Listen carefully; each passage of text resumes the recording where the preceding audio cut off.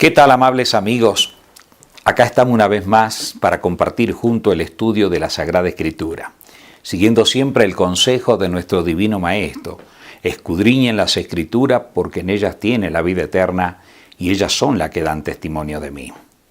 Hemos estado analizando juntos la importancia, la autoridad y la eternidad de la ley de Dios. En los estudios anteriores hemos visto el cuarto de ello, que habla de que el día de reposo es el séptimo día, el día sábado. Y hemos visto también quién fue el sistema que cambió el sábado al domingo. Hoy vamos a estudiar junto el segundo mandamiento como está escrito en las Sagradas Escrituras. Abrimos nuestras Biblias en Éxodo capítulo 20. Comenzamos leyendo desde el versículo 3 en adelante. Allí aparece el primer mandamiento de la ley de Dios. Dice, no tendrás dioses ajenos delante de mí. El segundo mandamiento dice, no te harás imagen, ni ninguna semejanza de lo que esté arriba en el cielo, ni abajo en la tierra, ni en las aguas debajo de la tierra. No te inclinarás a ellas, ni la honrarás, porque yo soy Jehová tu Dios fuerte, celoso, que visito la maldad de los padres sobre los hijos, hasta la tercera y cuarta generación de los que me aborrecen, y hago misericordia a millares de los que me aman y guardan mis mandamientos.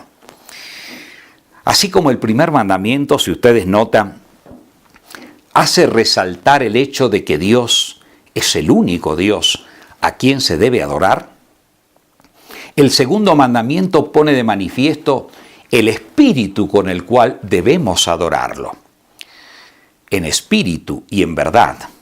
Saben que el Señor Jesucristo, en una ocasión, al dialogar con una dama, la mujer samaritana, en el Evangelio de Juan, en el capítulo 4, el Señor Jesucristo le dice a la mujer lo siguiente: vosotros adoráis lo que no sabéis, nosotros adoramos lo que sabemos, porque la salvación viene de los judíos. Note, en aquellos días todavía Israel era la nación a quien Dios había llamado para ser portadora de la verdad.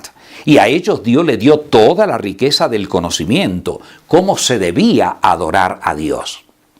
Y el Señor le sigue diciendo a aquella mujer sincera, por supuesto, que buscaba la forma de adorar correctamente, el Señor Jesús le dice, mas la hora viene y ahora es, cuando los verdaderos adoradores adorarán al Padre en espíritu y en verdad, porque también el Padre tales adoradores busca que le adoren. Note, Dios es de una dimensión cósmica. Él es el ser que nosotros no podemos verlo con nuestros ojos mortales.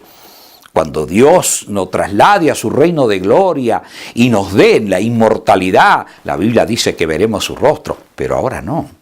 Así que por lo tanto a Dios lo adoramos en espíritu y de acuerdo a la verdad que nos ha revelado en la palabra de Dios. Es por eso que el segundo mandamiento dice allí, no te harás imagen, ni ninguna semejanza de lo que esté arriba en el cielo, ni abajo en la tierra, ni en las aguas debajo de la tierra. Y dice más, no te inclinarás, no la adorarás, no la reverenciarás, porque yo soy tu Dios fuerte, celoso.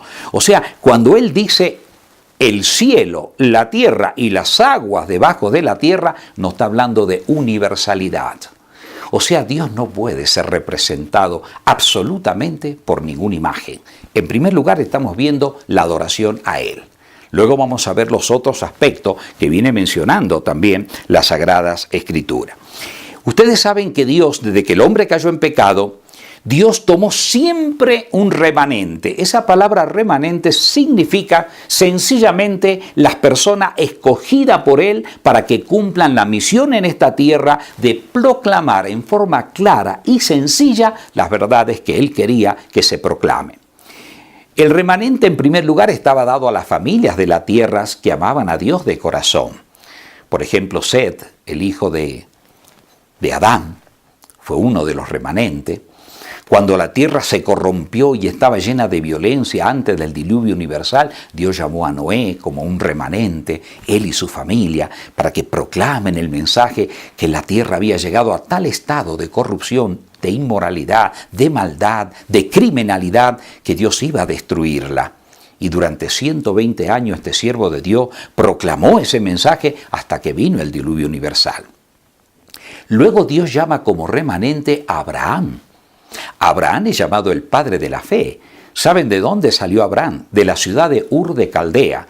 Hablar de Ur de Caldea es hablar de Babilonia. Y esto es muy importante porque en el transcurso de estos temas vamos a ir viendo cómo las prácticas de Babilonia, allá donde Dios confundió las lenguas en la Torre de Babel, la adoración al sol y todas esas prácticas que minaron la tierra, como finalmente Dios muestra en el libro del Apocalipsis a sistemas religiosos cristianos que iban a tomar prácticas de Babilonia solamente con el manto del cristianismo.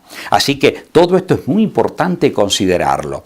Dios lo llama a Abraham para que sea ese remanente y proclame ese glorioso mensaje. Pero finalmente Dios deja de lado a las familias de la tierra y llama a una nación. Lo llama al pueblo hebreo. Y no lo llama por ser la nación más importante de la tierra, ni la más poderosa, ni la de tener el mejor ejército, no, porque eran un grupo de esclavos. Pero Dios los llama a ellos y los toma como los instrumentos en esta tierra para que ellos proclamen la gloriosa verdad que Dios quería que los demás pueblos de la tierra lleguen a conocer.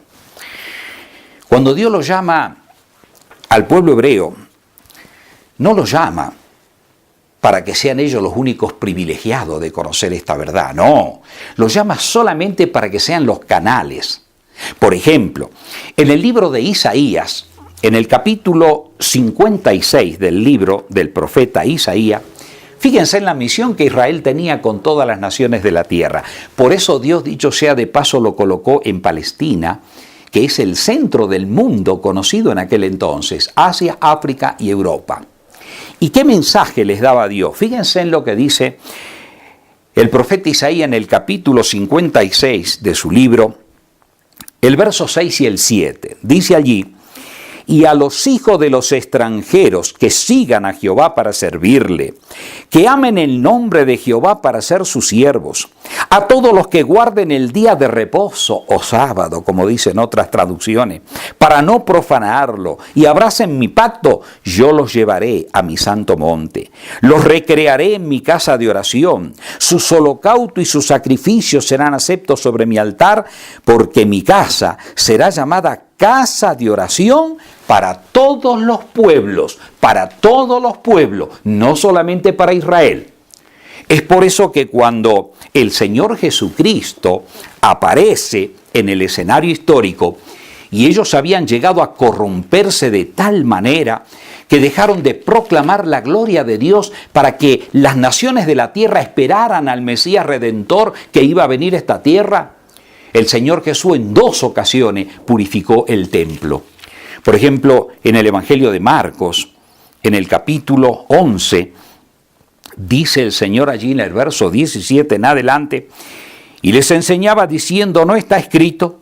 Mi casa será llamada casa de oración para todas las naciones, mas vosotros la habéis hecho cueva de ladrones. Noten, el Señor está recordando el texto de Isaías: mi casa será llamada casa de oración para todos los pueblos, pero ustedes la convirtieron en cueva de ladrones.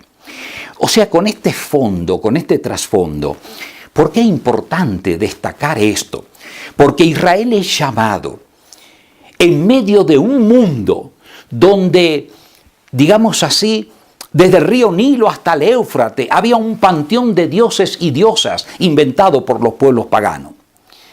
Y a ese pueblo Dios le dice: Israel, Jehová vuestro Dios, Jehová uno es. Y entonces Dios les da la ley para que ellos la transmitan a todos los pueblos de la tierra, para que muestre que no son dioses los que se hacen con las manos. Fíjense de qué manera Él lo instruía. Por ejemplo, en el libro de Deuteronomio, el capítulo 4, dice allí, verso 15 en adelante: guardad pues mucho vuestras almas, pues ninguna figura visteis el día que Jehová habló con vosotros de medio del fuego. para que no os corrompáis y hagáis para vosotros escultura, imagen de figura alguna, efigie de varón o hembra, figura de animal alguno que está en la tierra, figura de ave alguna alada que vuele por el aire, figura de ningún animal que se arrastre sobre la tierra, figura de pez alguno que haya en el agua debajo de la tierra. No sea que alces tus ojos al cielo y viendo el sol y la luna y las estrellas y todo el ejército del cielo, seas impulsado y te inclines a ellos y les sirvas, porque Jehová tu Dios lo ha concedido a todos los pueblos debajo de todos los cielos. El verso 23 dice, guardaos, no os olvidéis del pacto de Jehová vuestro Dios, que Él estableció con vosotros, y no os hagáis escultura o imagen de ninguna cosa que Jehová tu Dios te ha prohibido. Sí, amigo, Dios instruía a su pueblo para que ellos lo representen. Se imaginan que todos estos pueblos tenían un Dios para cada cosa. El Dios Baal era el Dios Sol, Astarte era la diosa Luna, había Dios para la guerra, para las batallas, había la diosa del amor, había los dioses de la lluvia, de las tormentas, había una cantidad de dioses. Cuando veamos en el segundo tema esto, en el Nuevo Testamento, vamos a ver más detalle acerca de esto. Pero fíjense en qué detallado que era el Señor en mostrarle a su pueblo acerca de cómo se debía adorar y que no debía ser representado por figura alguna de ninguna imagen ni de ninguna cosa que se arrastre o que se mueva. Cuando vamos al libro del profeta Isaías, ya hemos visto en Deuteronomio la instrucción que Dios le daba al gran Moisés, pero en todos los profetas, en todos los salmos, en todos los patriarcas está la misma explicación. Por ejemplo, en el capítulo 40 del libro del profeta Isaías, leemos allí nosotros desde el verso 17 en adelante lo siguiente. Isaías 40, 17 en adelante. Como nada son todas las naciones delante de él, y en su comparación serán estimadas en menos que nada y que lo que no es. Voy a explicar primero este texto. Dice que Dios compara a las naciones como medio, o sea, como igual que la nada y como que lo que no es. Alguien dirá, pero ¿no es una exageración esto? ¿Saben qué?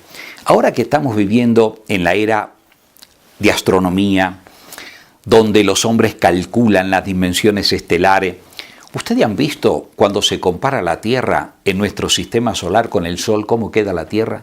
Como un puntito.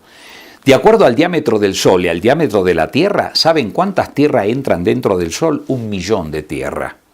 O sea que queda pavorosamente chiquitita la Tierra. Pero ahora miren, si lo comparamos al Sol con algunas estrellas visibles inclusive a nuestros ojos, en esas noches estrelladas y hermosas, por ejemplo en la constelación de Orón, tenemos a la estrella Riffel, tenemos a la estrella Alfa de Centauro, tenemos a la estrella Betelgeuse. Cuando la comparamos con el Sol queda como un puntito, la Tierra desaparece. O sea que cuando Dios está diciendo, comparando a las naciones menos que la nada, es para que nosotros no seamos soberbios, no seamos orgullosos, reconozcamos la soberanía de aquel que es el dueño del universo y respetemos lo que Él nos pide en materia de adoración. Y miren lo que sigue diciendo el verso en adelante. Dice, ¿a qué pues haréis semejante a Dios? ¿O qué imagen le compondréis? El artífice prepara la imagen de talla, el platero lo extiende, dice el oro, y le funde cadenas de plata. El pobre escoge para ofrecerle madera que no se apolille. Se busca un maestro sabio que le haga una imagen de talla que no se mueva. ¿No sabéis? ¿No habéis oído? ¿Nunca os lo han dicho desde el principio? ¿No habéis sido enseñados desde que la tierra se fundó? O sea, Dios está mostrando acá cuán ignorante es el ser humano. ¿Acaso Dios no ilustró esto desde un principio? Claro, los hombres no quieren escuchar la voz de Dios. Quieren escuchar la voz de las tradiciones de la tierra, pero no la voz del Dios Todopoderoso. Las Sagradas Escrituras son tenidas en poco. Allí están empolvándose en los estantes de los hogares. ¿Por qué no escudriñan si en ella tenemos la vida eterna? Y ellas nos dicen cómo debemos adorar a Dios. ¿Saben? En el Salmo 115, el Señor compara allí cómo son las imágenes. En el Salmo 115 leemos allí en la palabra de Dios lo siguiente. versículos 1 en adelante. No a nosotros, oh Jehová, no a nosotros, sino a tu nombre da gloria, por tu misericordia, por tu verdad. ¿Por qué han de decir la gente, ¿dónde está ahora su Dios?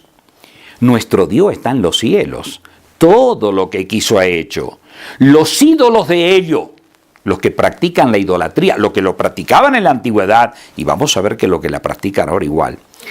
Dice, los ídolos de ellos son plata y oro, obra de manos de hombre. Tienen boca, mas no hablan. Tienen ojos, mas no ven. Orejas tienen, mas no oyen. Tienen narices, mas no huelen. Manos tienen, mas no palpan. Tienen pies, mas no andan. No hablan con su garganta. Semejante a ellos son los que lo hacen y cualquiera que confía en ellos. ¡Qué tremendo! ¿Se imaginan ustedes lo que dice la palabra de Dios? Que la imagen muda, que la imagen que no camina, que la imagen que no habla, que la imagen que no entiende, la persona que la fabrica y que confía en esa imagen es como si fuera sorda, ciega, muda, que no ve y que no entiende. El profeta Habacuc, leemos nosotros el capítulo 2, del versículo 18 en adelante dice, ¿de qué sirve la escultura que esculpió el que la hizo? La estatua de fundición que enseña mentira, para que haciendo imágenes mudas confíe el hacedor en su obra. ¡Ay del que dice al palo despiértate y a la piedra muda levántate! ¿Podrá él enseñar? He aquí que está cubierto de oro y plata y no hay espíritu dentro de él. ¡Qué tremendo! Dice que la obra y la escultura que el hombre ha hecho, la imagen al cual le pide y le suplica, dice que enseña mentira. Querido amigo, yo quiero terminar la meditación de este tema. Y quiero terminar con lo que el Señor Jesucristo menciona al respecto. Evangelio de Juan, el capítulo 8, dice allí el Señor Jesucristo tratando con los líderes religiosos, con los sacerdotes de Israel, a quienes Dios lo hizo depositario de la verdad, pero se habían corrompido. Y estaban a tal punto corrompidos que estaban a punto de matar a Jesús. Estaban craneando cómo quitarle la vida al divino Maestro. Y entonces el Señor Jesucristo le hace notar que ellos no eran hijos de Dios como suponían que eran. Y entonces el Señor Jesús les dice algo tremendo. Capítulo 8, verso 44. Miren lo que le dice. Vosotros sois de vuestro padre el diablo, y los deseos de vuestro padre queréis hacer. Él ha sido homicida desde el principio, y no ha permanecido en la verdad, porque no hay verdad en él. Cuando habla mentira, de suyo habla, porque es mentiroso y padre de mentira. Y a mí, porque digo la verdad, ¿no me creéis? ¿Qué tal, amigo? ¿Quién es el padre de mentira? ¿Recuerdan lo que decía Habacuc? La imagen muda que enseña mentira. ¿Quién es el que enseña a adorar a Dios a través de ella? El mismo Satanás. Jesús lo dice claramente. Él es el engañador. Él es el padre de toda mentira. Y dice, y yo, hombre, que os he dicho la verdad, ¿queréis matarme? Sí, amigo. Siempre el que se ha puesto de parte de Dios en esta tierra, cuando estudiemos las profecías, desde el primer imperio mundial que fue Egipto, ha habido persecución a los hijos de Dios, y ha habido muerte, y ha habido martirios. ¡Qué tremendo! Hoy la tierra está llena de criminalidad, llena de muerte, llena de sangre, guerras, incomprensiones. Pero el que habla lo justo, el que habla lo correcto, muchas veces es mal visto. ¿Por qué? Porque el que impera en esta tierra es el príncipe de las tinieblas. La Biblia dice que nuestra lucha no es contra carne y sangre, es contra huestes espirituales de maldad. Si nosotros queremos que Satanás y sus ángeles están acá, porque nuestros primeros padres en el Edén le entregaron el trono de la tierra. La Biblia le llama el príncipe de este mundo. Y cuando los hombres no hacen la voluntad de Jesús, se ponen de parte del archienemigo, porque no hay sociedad entre Dios y el diablo. Jesús dijo, el que no es conmigo, contra mí es, y el que conmigo no recoge, desparrama. Amigo, en esta primera parte del tema sobre la idolatría, hemos visto en el Antiguo Testamento que Dios exalta la verdad que Él con su propia mano escribió en el segundo mandamiento de la ley de Dios. En el próximo tema veremos a la iglesia cristiana, apostólica, primitiva, que tenían exactamente la misma verdad y la sustentaban de igual manera y la defendían en la misma forma. Que Dios te bendiga. Sé fiel, escudriña las Escrituras, porque en ellas tienes la vida eterna y ellas son las que dan testimonio de la verdad. Amén.